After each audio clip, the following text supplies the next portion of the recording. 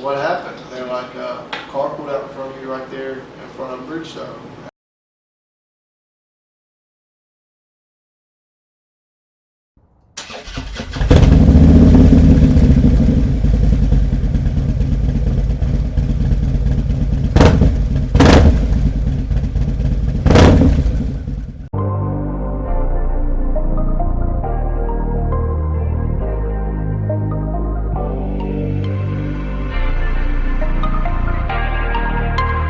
Brian Little. Japan.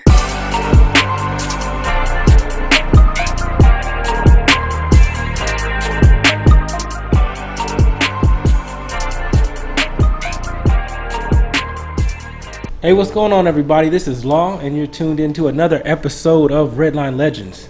Thank you guys so much for rocking with me this far. Make sure y'all hit that like button, you subscribe, and you share it. That way we can get the message out, and we can, talk about what we love, and we can spread it on to people who may have not come across this content yet. Rock with me on YouTube.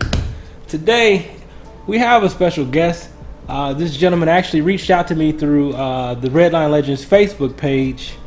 He's a writer. Seen him around a couple times in the city. And he's an all-around genuine good guy. Just by talking to him, getting to know him a little bit. And we're going to tell his story. And hopefully, like I said, this whole channel's purpose is to bridge the gap between the older generation and the younger generation by talking about the thing that we love the most, riding motorcycles.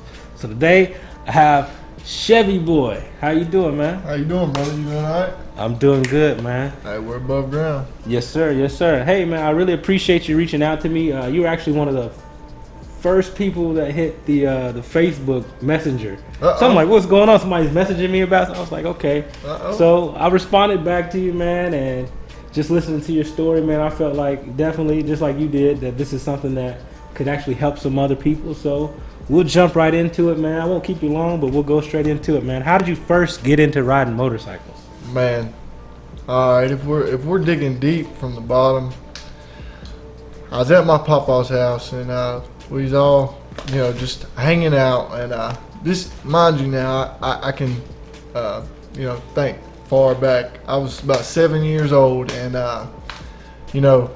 AutoZone back in the day, they used to sell them pocket bikes, you know what I mean? They had like a 50cc motorcycle. And anyway, Ghost Rider was one of my main things that I used to, look into and watch all the time. But they had these motorcycles for sale for like $500. And me being, the kid I was and grew up around the stuff that I had and didn't have, I had a roof over my head, so that was more of a blessing. But we didn't have much.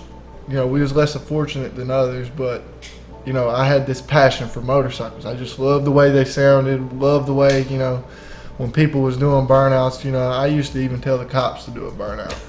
I got one to do it at Smyrna Skate Center. But anyway, I'd always ask my dad, take me with you to the parts store so I can go look at this motorcycle. It was a black, they only sold 3 colors. It was red, black, and white.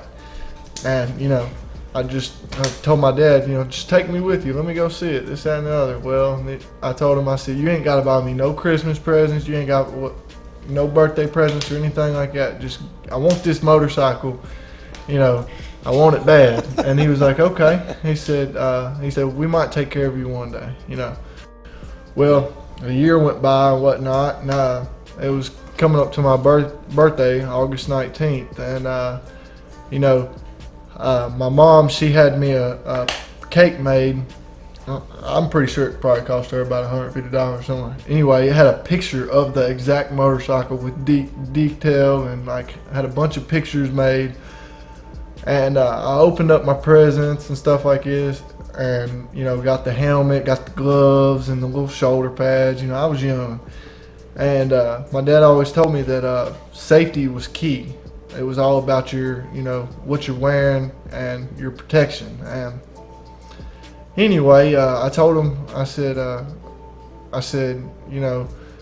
where's the motorcycle at? After I opened all this up, and he's like, well, son, I couldn't afford it. And he said I was able to afford the apparel, but I wasn't able to afford. I got upset. I was kind of sad. I was all excited. because a month before that, I seen that motorcycle that I wanted at my papa's in his garage, hidden in the back. Well, I'm telling you, I was looking everywhere for this motorcycle. It was not at my house. Well, my mom was like, eat a piece of the cake, eat a piece of the cake. And I was like, no, I don't want no cake. I don't want no cake and ice cream. I want the motorcycle. And, that was kind of stubborn and selfish of me, but, I was a young kid. Well, she ended up talking me into eating this piece of cake, and I bit into it. And there was the key. That's where it all began. And, wow, man. It's just, ever since then, it's just been my life. Yeah, you said how old were you turning then? 7. You were 7. So now you're 22, right? Yes, sir, 22. Wow, man. Wow. So moving forward, man, just transition as you got older into riding. I know you wanted to tell your story. I know that you had talked about being in an accident. You want to talk about that, or we can talk about that. What would you like to know? Well, actually, what happened? Because I hear it was a pretty bad accident. Man, it was pretty rough. To sum it all up and shorten it down, it was on my 21st birthday.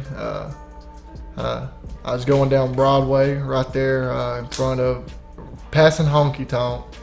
I remember all my buddies, they made it to the red light before me, and I was slowing down for this red light, and it was, it just turned green, and I let out of my clutch, and I seen this truck, it hit the brake, and when it hit the brake, it was already too late. Here come this car, it pulled out in front of me, I hit it, I flipped over, I laid on the pavement 12 minutes, and I bled out, and that's when I met God. That's when I realized, this is your passion. You can go to heaven or hell by sinning and going crazy, or you can, teach others and learn from your mistakes and give positive vibes. So yeah.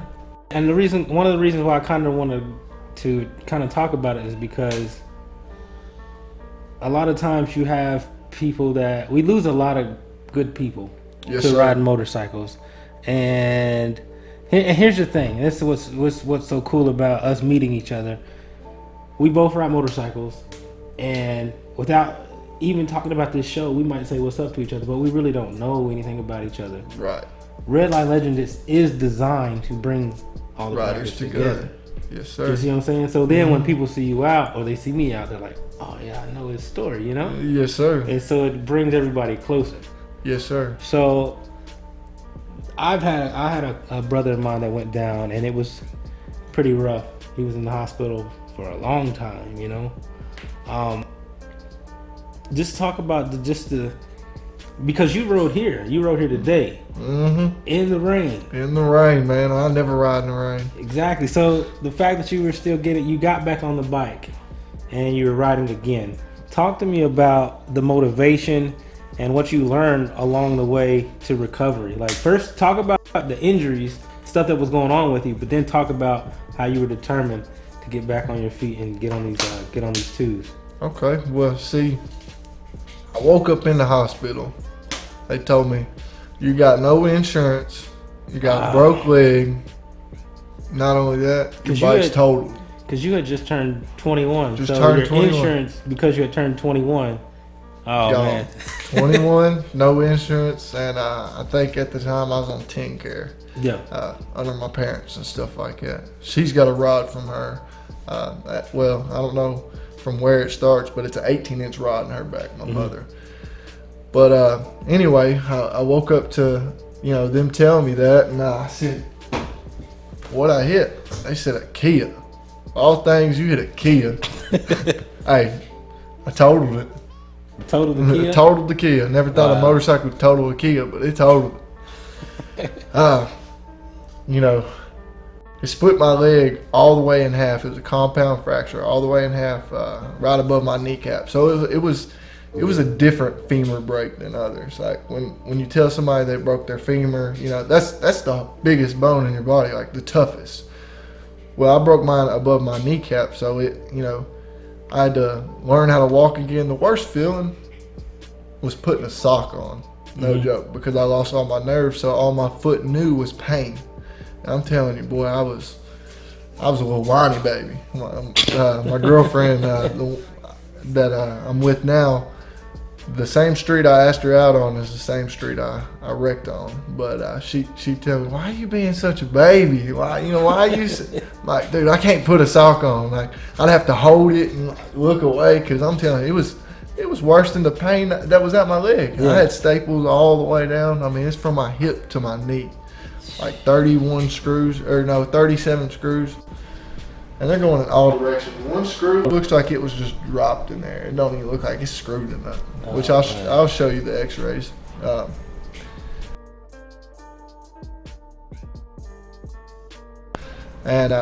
Luckily to Bumpus Harley-Davidson, they gave me the opportunity to learn how to walk and work again and do what I love.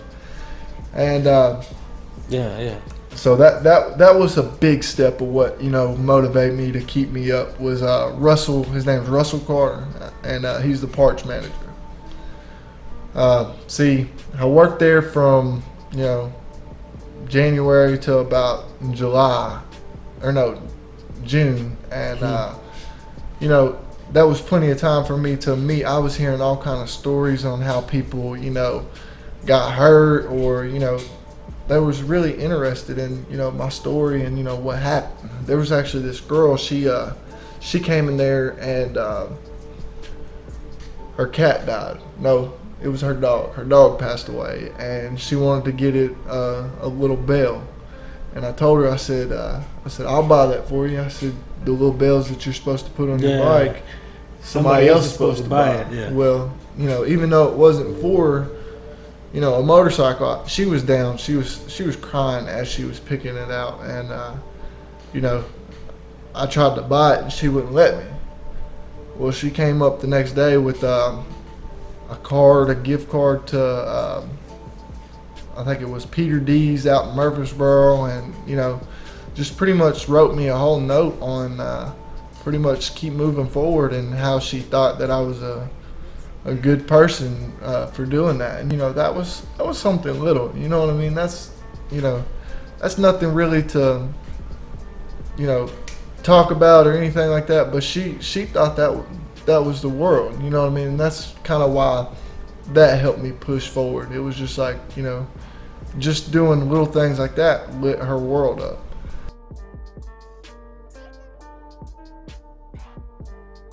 You're about to leave here in a couple days, right? Couple weeks. Weeks? Yes, sir. Okay.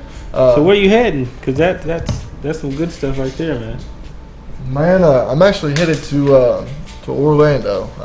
MMI is what it's called. It's a motorcycle tech school. I was laying in my bed one night and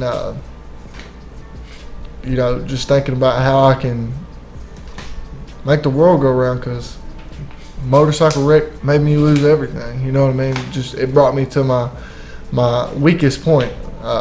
What I like to say is rock bottom. Yeah. You know what I mean? But one thing I've always been thankful for, and always acknowledge, is you're not promised tomorrow, and there's always somebody in a way worse shoes than you. I was laying in my bed, and I was just like, this girl, she kept me alive.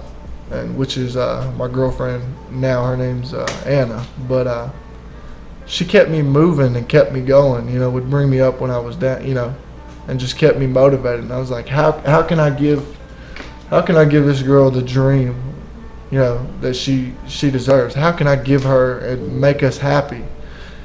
And I was just thinking, like, motorcycles are my passion. Yeah, use your passion. And she always told me, I don't care what I do in life, I just want to live in Florida. Just want to live in Florida for a year, 2 years.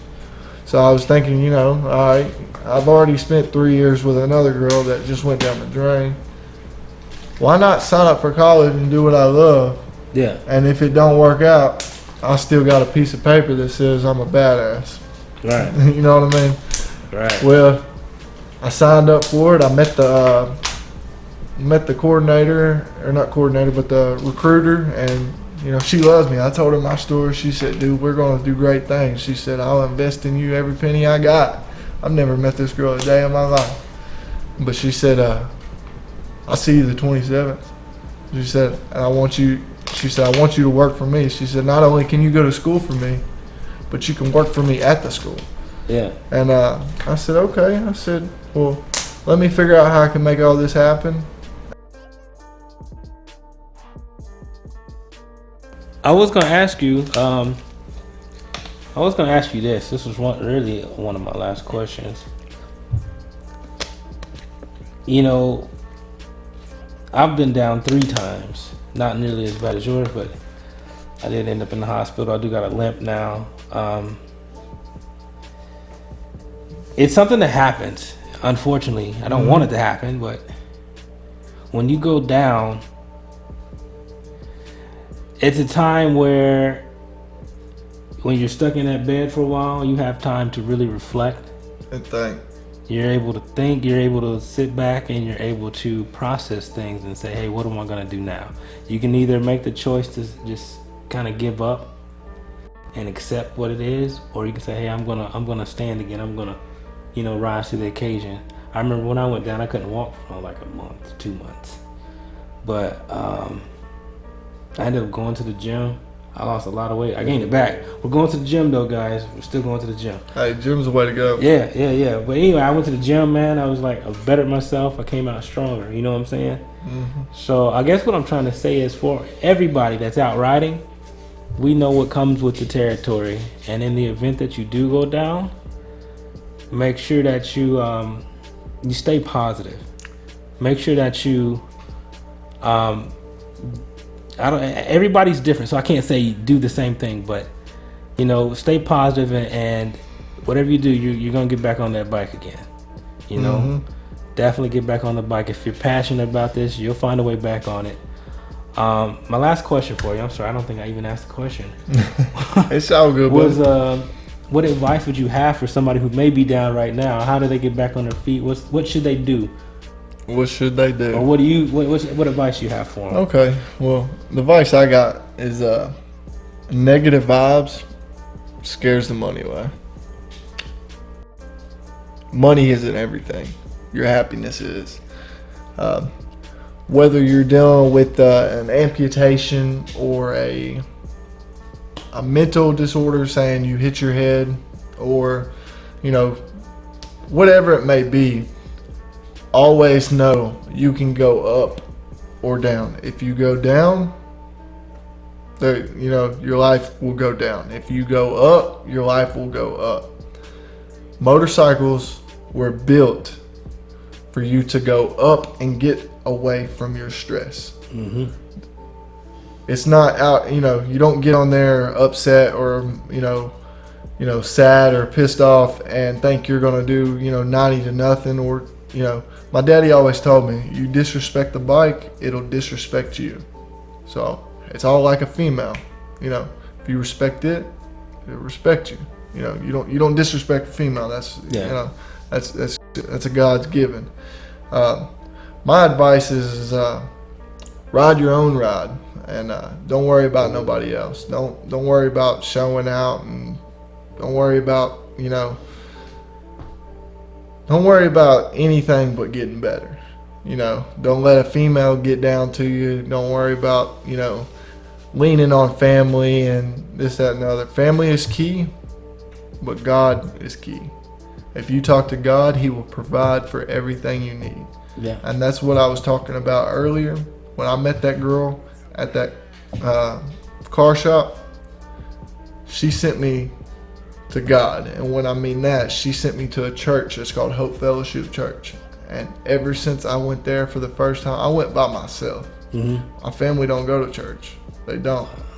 I got not only my sister and my brother-in-law, I got my girlfriend, I got my buddy, he's from Italy. He's never been to church. He's 24 years old, but I got him to go for the first time 2 weeks ago. And it was because he tried to kill himself over a girl. What I want to influence people and tell my story to, or not even my story, or just, inspire people, do not let anybody, whether it's a female or another person, take your positive vibes. If you let somebody steal your happy energy, it's like letting them take $1,000 out of your pocket and run. You know, it's priceless. They cannot, you know what I mean? They cannot just not only take it from you, but they, you know what I mean? It'll ruin everything. And having friends and family and people do me the way they've done, it's molded me to, you know, who I am today. Positive energy will set positive things. Negative energy will set negative things. Yeah. And when it comes to motorcycles, dude, it ain't nothing but love. It don't matter. Black, white, you know, Hispanic, you know, green, yellow. If you got a bike, you got two wheels, you got a family, you got friends, you got people that care. Yeah. As soon as you act like you don't, you know, you're too good for that, I mean, it's all on you. It's all on how you want to do it. But the doctors that help you out and keep you going, you thank them. Thank them every day. Thank God every day for, you know, what's in your life. Yeah, man. Man, you know, there's more to this story. You know, this is my first time doing a vlog like this. Yeah. I reached out to him because I seen a lot of potential in this man. And not only that, my buddy Brandon McCormick always told me, you better redline it. Next thing I know it, I see this legend right here, Redline Legendz. You know what I'm saying? They got a lot of good stuff going on. And, you know, they got a lot of money, time invested in what they got going. And they got a lot of good, you know, camera crew going on, and they're pretty humble. And I appreciate you for letting me come out here, man. ChevyBoy, it's a pleasure, man. You know what I'm saying? Hey, anytime, man. And we're gonna link up. Yeah, we will. Like I said, I'm starting college. I'm gonna build this motorcycle race team, and while we got it on camera, I'd like you to join the crew. Okay, you know what I mean? We'll get some decals going. Hit up my boy if you need any videography and you know, anything done, man. He's a pretty laid back dude. I appreciate it, man. Make sure y'all subscribe. Also share it. When we put this out, make sure you share it and send it out, and make sure everybody subscribes, because the more subscribers we get, the more we get to pass this along. Yes, sir. And talk about what we love to do, which is riding motorcycles. So subscribe. Redline Legendz podcast, Redline Legendz YouTube. Peace out. Peace out, bro. Man.